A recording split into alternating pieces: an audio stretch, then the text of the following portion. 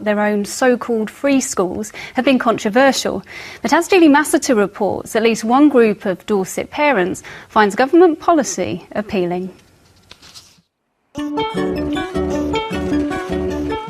For many parents, just getting your children ready for school can be a bit of a task. But what about getting a school ready for your children? In Swanage, father of two Paul Angel is hoping to do just that.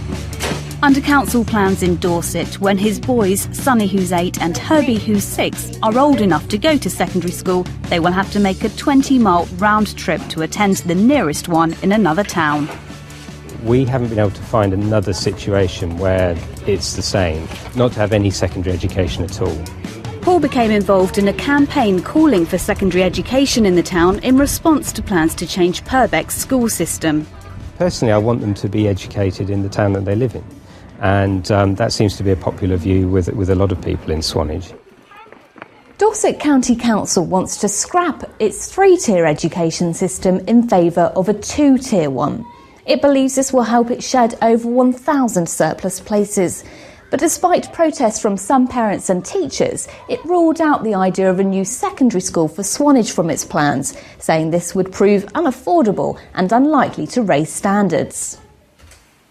Councillors voted in favour of the change of system in July, but by that point, a group calling themselves Education Swanage had cottoned on to a new policy coming from the government on parent-led schools that could see them taking matters into their own hands. What we want to create is a school that is genuinely for the community, that's cooperatively run, that's really established to keep going for the long term in Swanage. We're not just trying to come up with something that is exclusive and elitist, and we're not trying to come up with something either that is sort of hippie and unrealistic. We really are realists, and we really are trying to make this the best that it can be.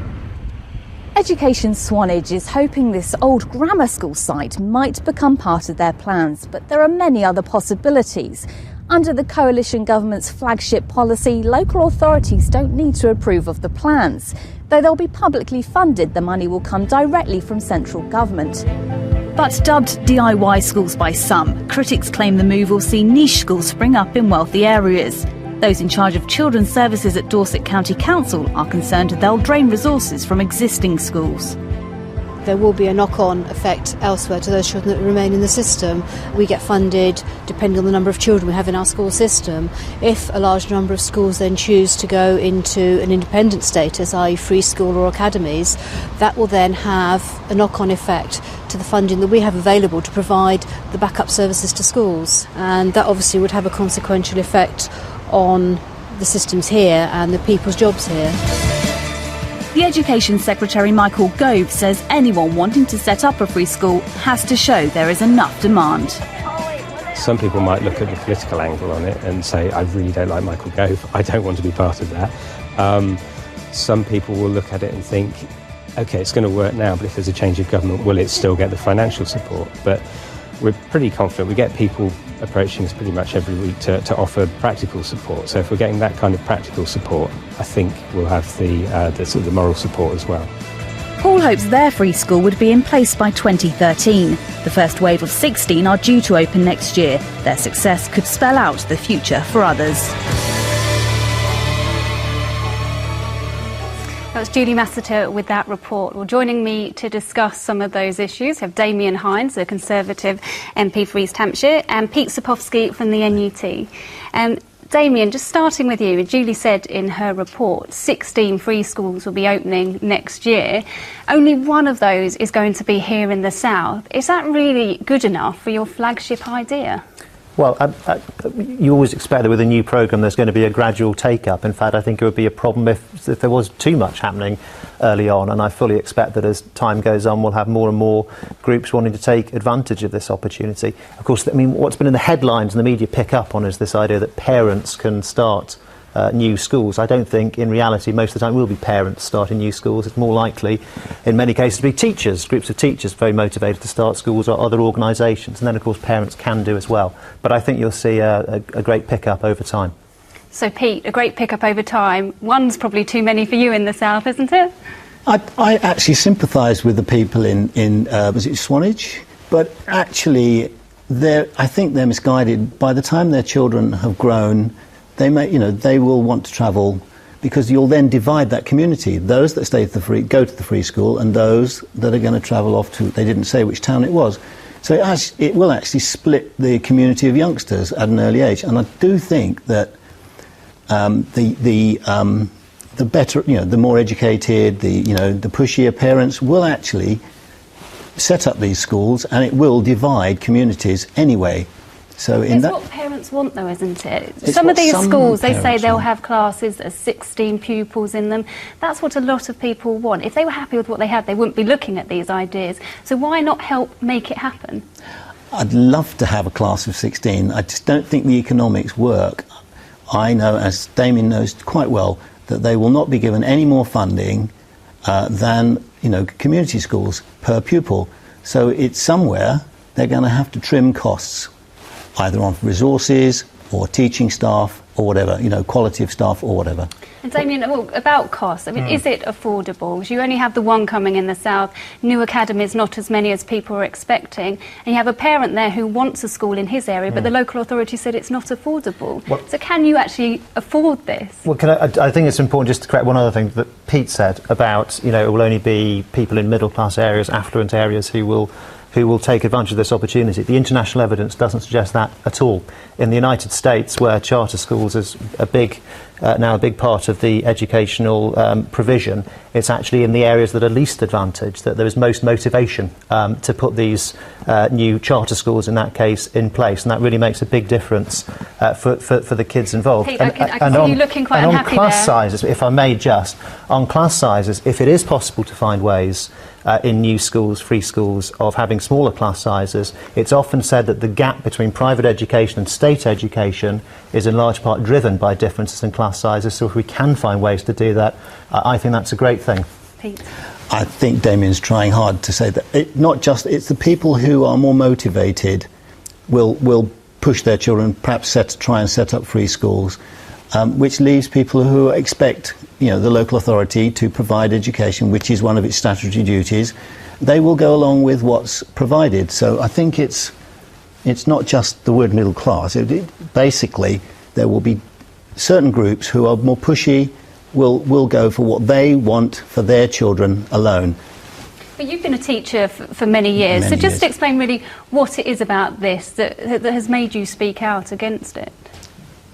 I've spoken out about academies, and I've spoken about it. The unions, all the major unions are opposed to this. It is an atomisation of the education system. It's in England, in the UK, it's atomised enough. We've got faith schools, we've got private sector, we've got lots of different types of schools already. This just creates another type of school, and I do think that it will gradually lead to easy privatisation in the end. Isn't it, Damien? If you get too many people all involved, then how do you control it? And there's going to have to be people at central government doing something, and this is a time of cuts. Do you really have the investment to make sure this just doesn't become chaos? Well, it's certainly true. Between Pete and myself, there's an honest difference of philosophy on these things. One man's atomisation is another man's diversity and choice. I welcome the fact that not every school in the country today is exactly the same as every other one. I think it's important that there are differences. I think faith schools play a huge role, different types of provision, and these the Academies programme and the Free Schools programme actually helps to make that happen.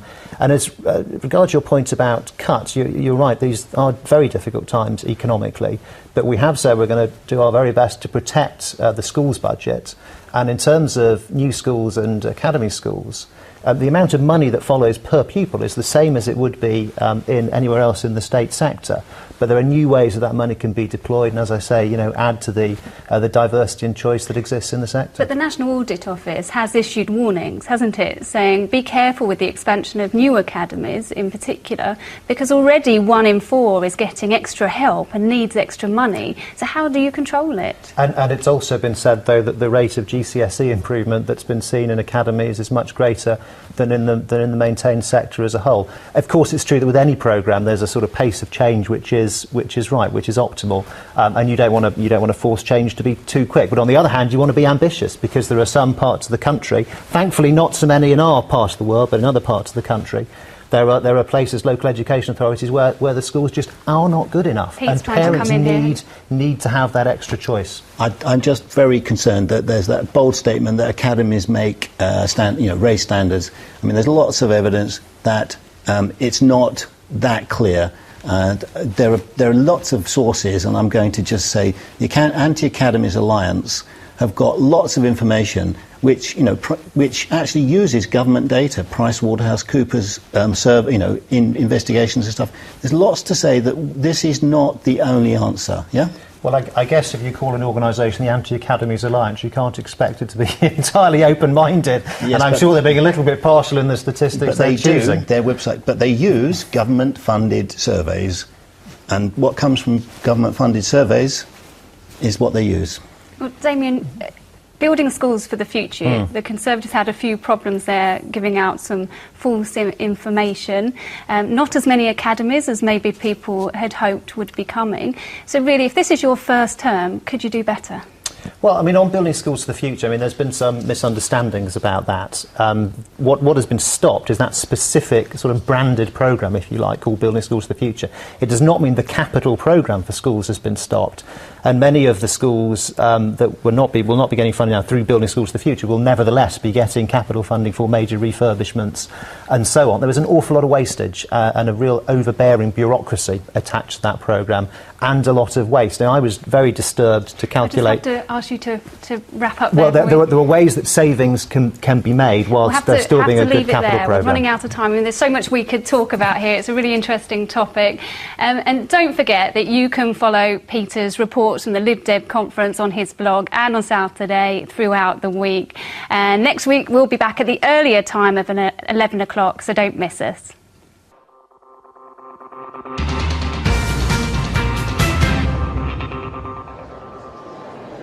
Now, remember Robin Cook's pledge to conduct an ethical foreign policy back in 1997? Promises made in the first few days of a